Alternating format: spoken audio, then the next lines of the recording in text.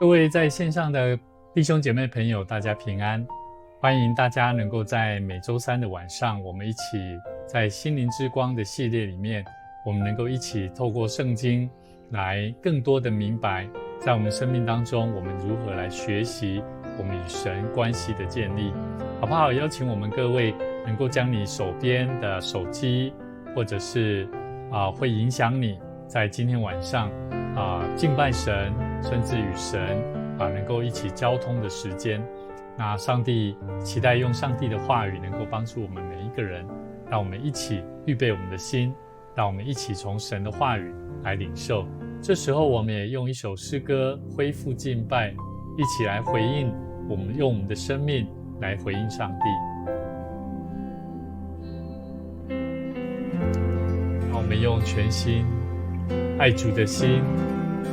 敞开的心，在神的面前，我们一起来回应上帝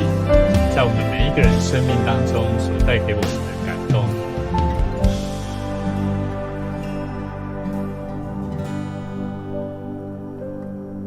我们的心渴望被你充满，干戈之地期盼被你浇灌，从荒芜到应许中的丰富，期盼春雨降临，降下你的荣耀，降下你的荣耀，洁净医治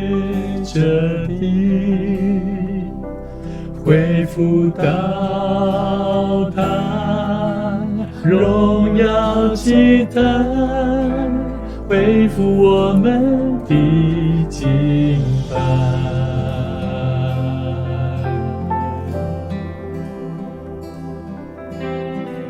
当我们的心被圣灵来充满的时候，相信你的心要全然的摆上，在神的面前领受更丰盛的祝福。让我们一起在神的面前享受那上帝所带给我们的赐福。降下你的荣耀，洁净医治这地，恢复到他荣耀祭坛，恢复我们的敬拜。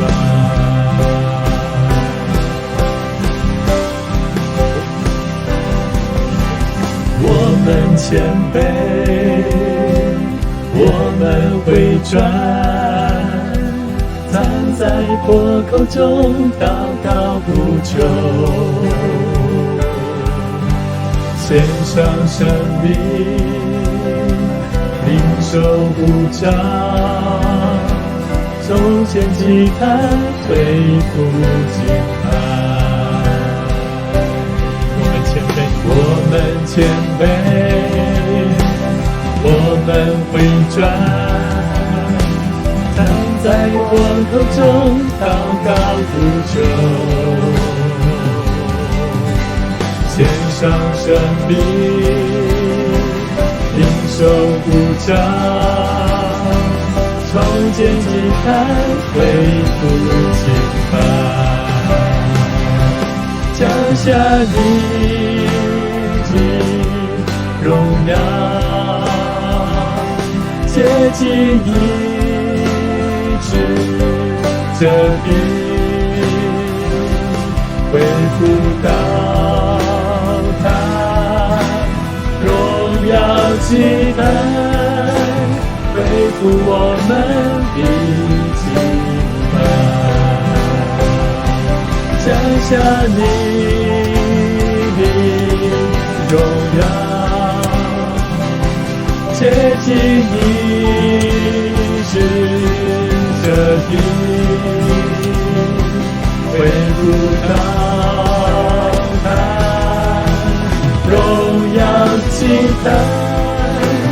恢复我们的敬拜，恢复到达荣耀祭坛，恢复我们的敬拜。主，我要看见，我要看见，我要看见，如同摩西看见你的荣耀。我要看见，我要看见，这时代要看见你荣耀。我要看见，我要看见，如同摩西看见你的荣耀。我要看见，我要看见，这时代要看见你荣耀。这时代要看见你荣耀，这时代要看见你荣耀。满谦卑，我要回转，站在破口中祷告无求，献上生命，领受呼召，从前祭坛恢复敬拜。我们谦卑，我们回转，站在破口中祷告呼求，献上生命，领受呼召，从前祭坛恢复敬拜。降下你的荣耀，洁净医治这地，恢复到达荣耀祭坛，恢复我们的敬拜，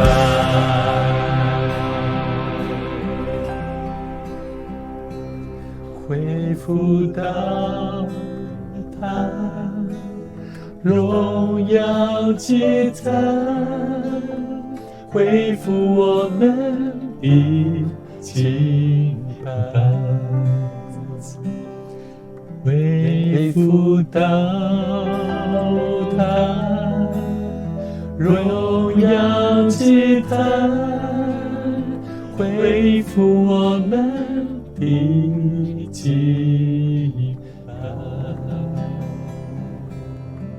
这时候，我们一起同心来祷告。亲爱的天父，我们感谢你，感谢你那么爱我们，接纳我们，为我们预备了生命的救恩，让我们在今天可以平安的在你面前，一起来领受神你话语所带给我们生命的帮助。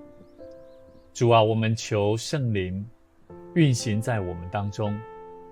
来除去我们心中的许多不好的杂念，让我们打开我们的心，让我们不仅用听的去领受，更让我们能够从心灵来领受神你圣灵所要带给我们生命的启示亮光。主啊，我们知道在生活当中有许多让我们忙碌，甚至会让我们混乱的事情，但我们常常来到神的面前，我们忽略了来你面前与主你亲近是那么的美好。恳求神帮助我们，让我们有一颗渴慕与神你建立良好的关系的那份渴望的心，再次来重建我们生命所应当拥有的生命。恳求你赐给我们智慧，也让我们能够明白今天你的话语所要带给我们生命的奥秘，让我们知道如何透过献上自己，是一个献祭的生命，是愿意牺牲改变老我的生命，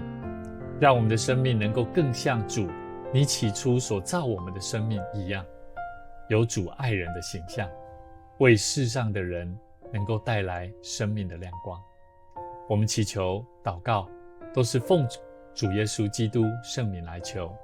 阿们。各位弟兄姐妹，大家晚安。非常高兴我们能够在每周三的晚上能够一起来领受神的话。今天牧师要带给大家一个主题叫献祭。如何建造一个献祭，就是一个如何建造一个与神恢复关系的生命。想象一下，假如一个家你很久没有回去了，或者是你的教会很久没有回去了，当你再一次回到你的家，回到你的教会，当你看到你的教会好像断壁残垣，你的家好像非常的混乱的时候，我不晓得你的心情是什么。今天我们所看的经文，我们要一起来看以斯拉记。在当时候以色列人他们从巴比伦而回到了他们自己的家乡耶路撒冷。当他们回归的时候，他们看到一个真实的景象。虽然他们回到家了，但是他们与上帝的家，这个圣殿是毁坏的圣殿。他们人虽然回到了自己的家乡，但是他们知道他们跟神的关系是破裂的。我们要知道，在这样子的景象里面他们做的这些以色列百姓，他们做了一件事情，而这一件事情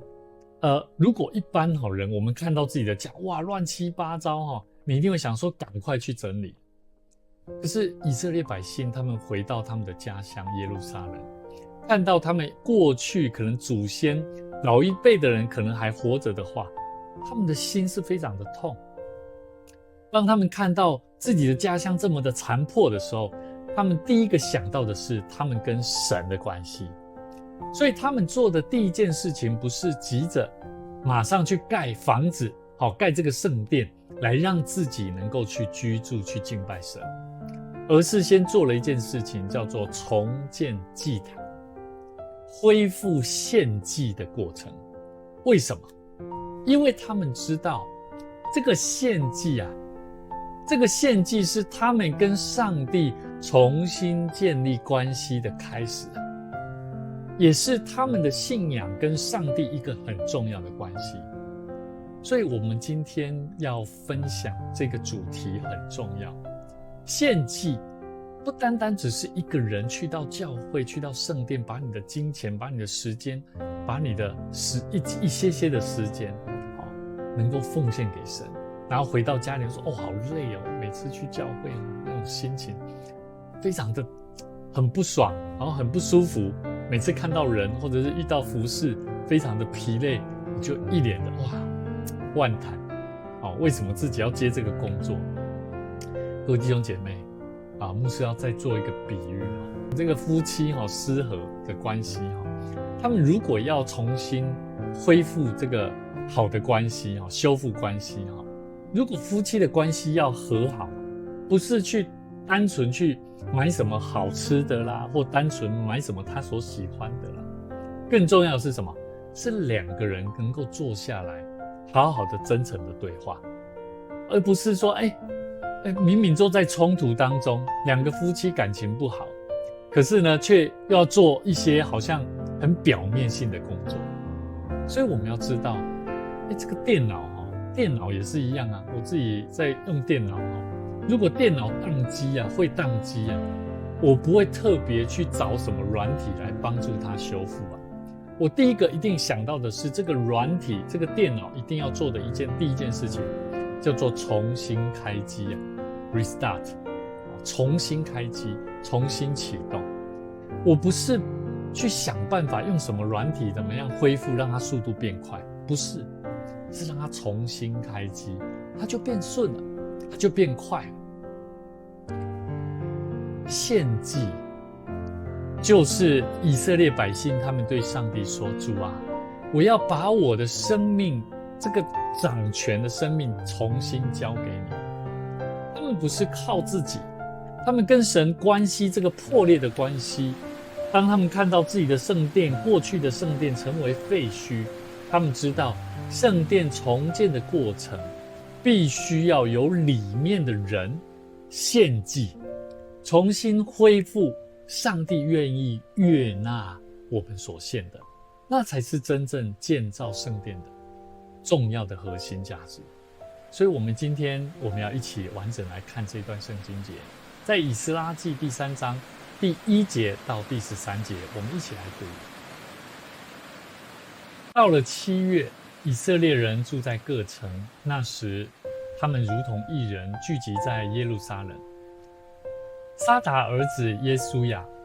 和他的弟兄众祭司，并撒拉铁的儿子所罗巴伯与他的弟兄，都起来建筑以色列上帝的坛，要照神人摩西律法书上所写的，在坛上献燔祭。他们在原有的根基上筑坛，因惧怕邻国的民，又在其上向耶和华早晚献燔祭，又照律法书上所写的守住棚节，按数照例献每日所当献的燔祭，其后献常献的燔祭，并在月数与耶和华的一切圣节献祭，又向耶和华献个人的甘心祭。从7月初1日起，他们就向耶和华献燔祭，但耶和华殿的根基尚未立定。他们又将银子给石匠、木匠，把粮食、酒、油给西顿人、泰尔人，使他们将香柏树从黎巴嫩运到海里，浮海运到约帕，是照波斯王塞鲁士所允准的。百姓到了耶路撒冷上帝殿的地方，第2年2月，撒拉铁的儿子所罗巴伯、约萨达的儿子耶稣亚和其余的弟兄，就是祭司、利未人，并一切被掳归回耶路撒冷的人，都兴工建造，又派利未人从20岁以外的都理建造耶和华殿的工作。于是犹大的后裔，就是耶稣亚和他的子孙与弟兄，甲篾和他的子孙，利未人希拿达的子孙与弟兄，都一同起来，都理那在上帝殿做工的人。匠人立耶和华殿根基的时候，祭司皆穿礼服吹号，亚萨的子孙利未人敲把，照以色列王大卫所定的例，都站着赞美耶和华。他们彼此唱和，赞美称谢耶和华，说：他本为善，他向以色列人永发慈爱。他们赞美耶和华的时候，众民大声呼喊，因耶和华殿的根基已经立定。然而有许多祭司、利未人、族长，就是见过旧殿的老年人，现在亲眼看见立这殿的根基，便大声哭号。也有许多人大声呼喊，甚至百姓不能分辨呼喊的声音和哭嚎的声音，因为众人大声呼喊，声音听到远处。今天我们所看的这一段圣经节，正好提到在我们生命当中很重要的一个关键，也是我们生命的重要的优先顺序。当我们的生命要献祭的时候，我们要知道，我们必须从我们生命当中的恐惧去先做祭坛，好，先做献祭的工作。我们看到第1节到第3节里面谈到，到了7月，以色列人住在各城，那时他们如同一人聚集在耶路撒冷，都起来，这个约萨达的儿子耶稣亚和他的弟兄众祭司，并撒拉铁的儿子所罗巴伯，他们都起来建筑以色列上帝的坛。这个动作非常的重要，因为他们知道当他们要面对，我们看到第3节谈到他们要面对这个邻邦的威胁，他们必须要怎么样？他们的国还没有建立完全，他们害怕旁边的这些邻邦的国家会再来侵犯他们，所以他们很害怕的同时，他们不是赶快去筑城不是，他们是先筑坛献祭，也就是说，他们先重视人自己本身的生命问题，他们没有先盖自己的房子，他们是将跟神的关系放在个人城墙，还有包含这个国家的城墙，还有自己的需要房子以前所以各位弟兄姐妹，我们要知道，很多时候当我们的生命遇到如同像废墟，当我们遇到有人会侵犯我们的时候，我们是想要先巩固自己，先把自己练得很厉害，然后跟人家反抗，还是我们先恢复跟神的关系？我们不是先为了解决眼前的问题，而反而我们应该要去思考，我们到底怎么样跟神建立关系做开始所以我们从第3节可以看到，以色列百姓是先做燔祭。燔祭是什么？这个烧这个祭品用烧的，把它完全烧尽。你愿意将你的时间、优先的次序跟生活的决定权，你愿意完全献上吗？这个主权献给神不容易所以我觉得第一点很重要。从第1节到第3节，我们可以看到第3节的后半段，又在其上向耶和华早晚献燔祭。这个燔祭代表的是完全，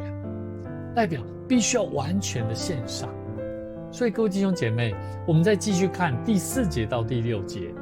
第4节到第6节说，又照律法书上所写的，他们去守住棚节，按数照例献每日每一天所应当献的燔祭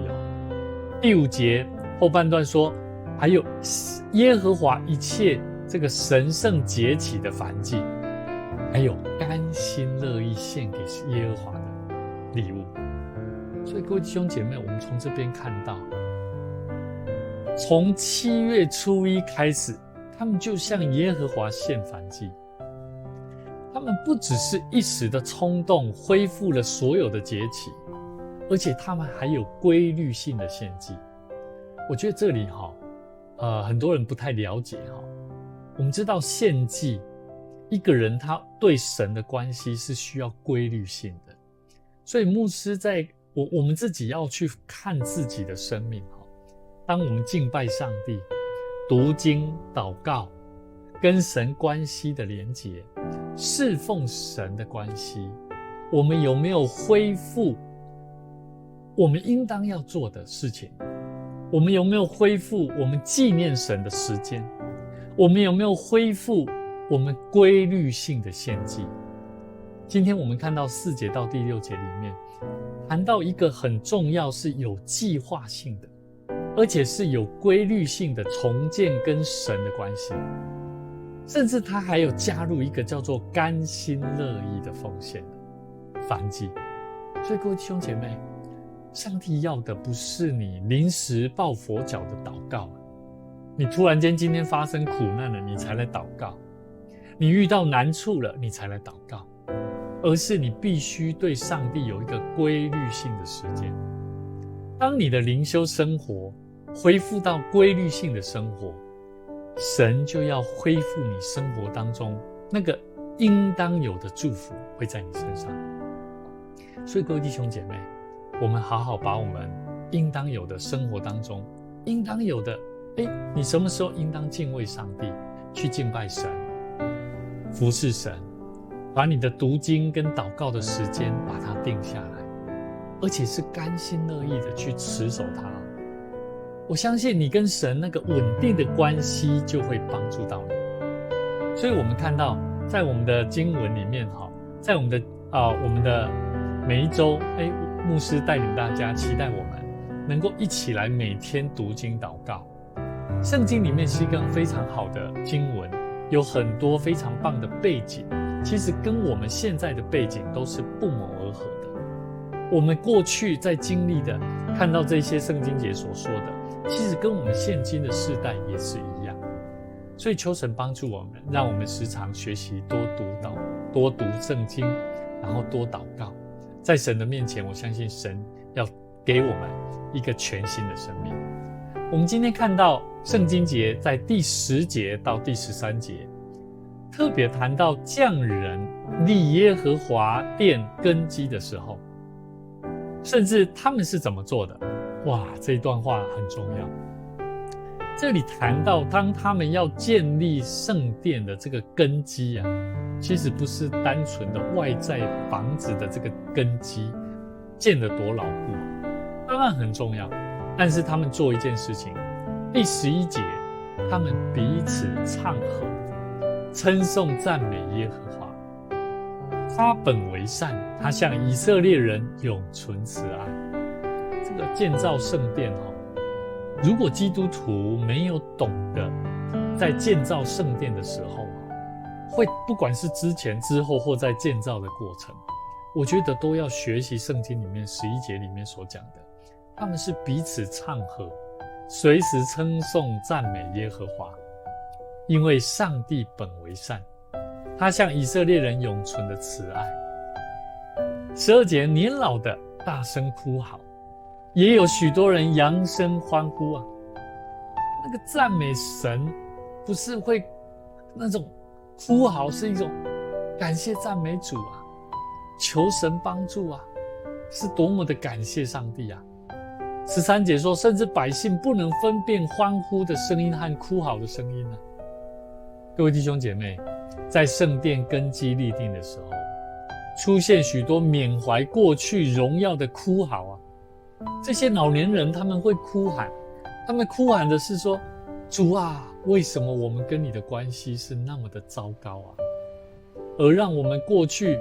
被掳到巴比伦，而今天我们又可以回到我们的家乡。他们开始庆贺欢呼，两种声音。各位弟兄姐妹，这两种极端的情绪最终都是被一个共同的声音叫做赞美的声音，赞美上帝本为善，他向以色列人永存的慈爱永远不会改变。所以各位弟兄姐妹，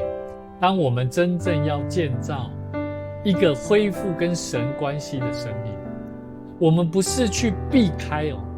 这个很重要我们不能避开过去的伤痛跟失败。也就是说，无论你现在是为了过去的失败在那边哭嚎呐喊，甚至懊恼，还是你为了一个上帝为我们预备一个新的机会的开始，你在那边欢呼，这都关系到你跟神的关系是否立定一个正确的根基。所以各位弟兄姐妹，神的话跟我们说，神的爱永远不会改变，他的慈爱永远长存。我们的生命要聚焦，要对焦在上帝的这个属性上，我们不能带着伤痛的情绪来侍奉神，我们不能带着伤痛的情绪在缅怀过去。我们要学习像圣经里面所讲的，在今天10节到第13节所说的，我们要一同起来赞美上帝，因为他的慈爱就是我们重建教会圣殿的基础。求神帮助我们，因为圣经里面在新约罗马书12章1节说，所以弟兄们，我以神的慈爱慈悲劝你们，将身体献上，当作活祭，是圣洁的，是神所喜悦的。你们如此侍奉，乃是理所当然。各位弟兄姐妹，当神的话告诉我们，旧约献的是动物的死的祭物，但是新约献的是我们活着的身体，是我们的身体，我们的生命，也是今天我们要献祭的祭坛。你每一天的工作，起床、工作、人际交往，都是献祭的时刻。你愿意在人的面前能够就像献祭一样，主啊，我愿意摆上我的生命，跟这一个人建立良好的关系吗？你愿意在神的面前能够重新再次立定心志，跟神说，主啊，我愿意不仅在我的人际关系上，在我的工作上，我要改变我原先可能是没有果效的，是懒散的工作态度，是没有照着应当做的时间然后去把它完成的。求神帮助我们，让我们学习把每一天，无论是人事时地物，每一个事情都可以成为献祭的过程。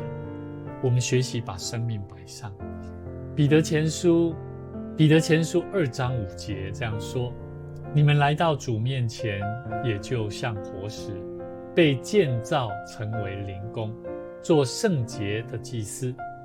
借着耶稣基督奉献神所悦纳的灵祭。各位弟兄姐妹，这一段圣经节告诉我们，我们不是在盖一个物质的圣殿，符合人的需要的圣殿，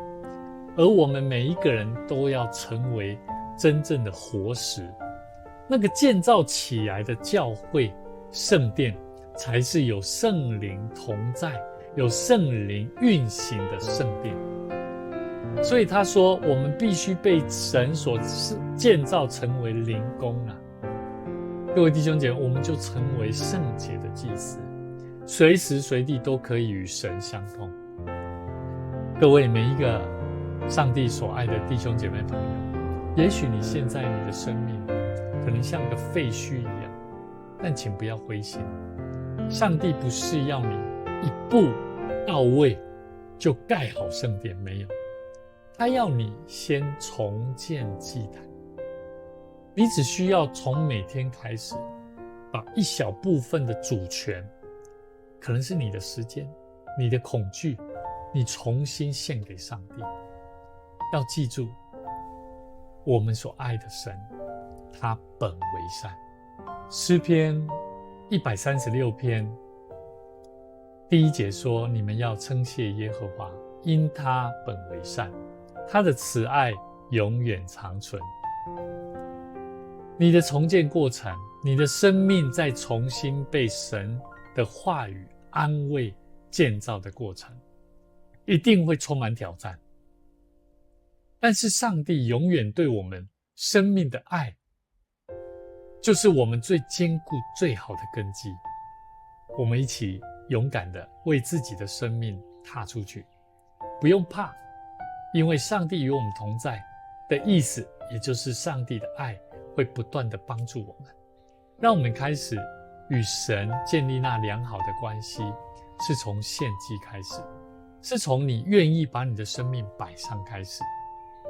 我们今天学到，献祭是建造的起点，不是有多少钱，也不是你拥有什么我再来做，不是。福音的工作，教会的福音性的建造，是必须要每一位弟兄姐妹生命摆上献祭的过程，才是真正建造属灵灵宫的福音的教会，才是这样的开始。我们每一个人必须要献祭，恢复跟神的关系。相信你的生活，我们开始从我们的生活当中，先从献祭做开始。鼓励每一位在线上的每一位弟兄姐妹朋友，今天我们就为我们的生活立定一个根基。你可以把它写下来，你也可以写在我们的这个 YT YouTube 上面底下的评论区，你可以留言说你愿意重新献上不一样的活祭。可能每一天早上提早15分钟起来读个圣经祷告，可能是主动打电话给一个你一直在逃避的对象，你跟他道歉，你关心他一下。可能是把你一个过度沉迷的习惯，你把它改变，可能是手机，可能是某个看剧的内容，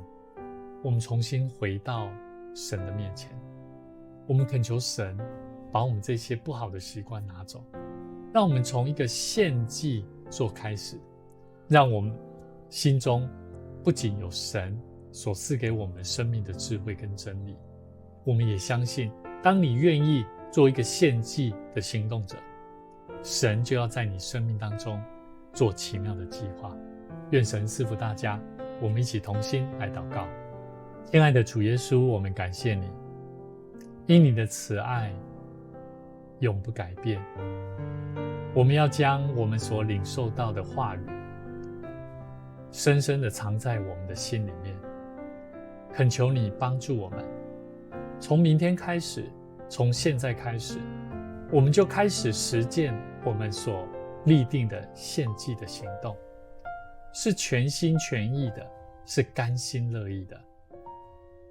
愿意来调整我们自己的脚步，改变的生命，改变我们自己应当要改变的行动跟生命。主啊，求你帮助我们，愿我们每一个人的生命都成为你所喜悦的活祭，是圣灵可以居住的生命。感谢赞美主，求你圣灵与我们同在，奉主耶稣的名祷告，